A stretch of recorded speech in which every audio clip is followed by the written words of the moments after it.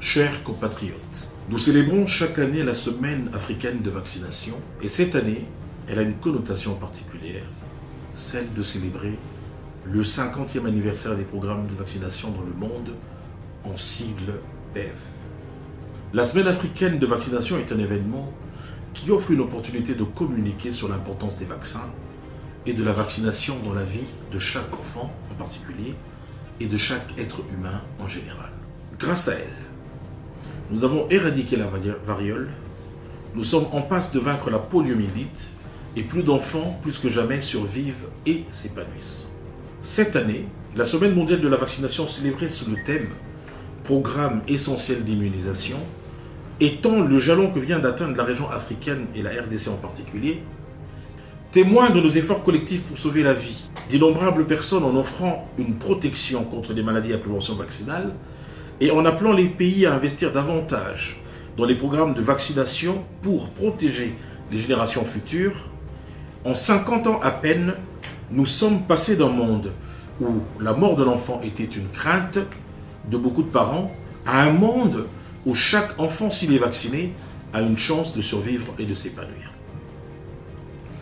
Mes chers compatriotes, lors de sa création en 1974, le programme élargi de vaccination visait à protéger tous les enfants contre 6 maladies de l'enfance. Aujourd'hui, 13 vaccins sont recommandés dans tous les cas à toutes les étapes de la vie et 17 autres vaccins sont recommandés en fonction du contexte. Le programme qui couvre désormais des personnes de tous âges s'appelle aujourd'hui Programme élargi de vaccination. Au cours des dernières années, pendant la pandémie, les progrès en matière de vaccination ont été ralentis.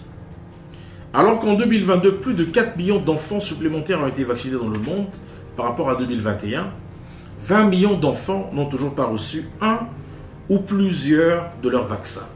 L'intensification des conflits, la réticence croissante face à la vaccination sont quelques-uns des menaces qui pèsent sur les efforts visant à vacciner ces enfants. En conséquence, la RDC connaît des flambées de rougeole, une maladie que nous avions presque maîtrisée. Bien que la couverture vaccinale soit bonne à l'échelle mondiale, 4 enfants sur 5 étant entièrement couverts, beaucoup reste encore à faire. Il faut noter que selon l'Organisation mondiale de la santé, OMS en sigle, 2 à 3 millions de vies humaines sont sauvées chaque année grâce à cet acte de simple prévention. Cependant, parmi les 67 millions d'enfants sous-vaccinés sur le plan mondial, 48 millions sont zéro dose. La situation reste préoccupante en Afrique, particulièrement en République démocratique du Congo, où 3,8 millions sur les 18 millions de nouveau-nés ont reçu la 3e dose de DTC et 7 millions n'ont pas encore reçu leur dose de VAR selon le rapport de l'UNICEF.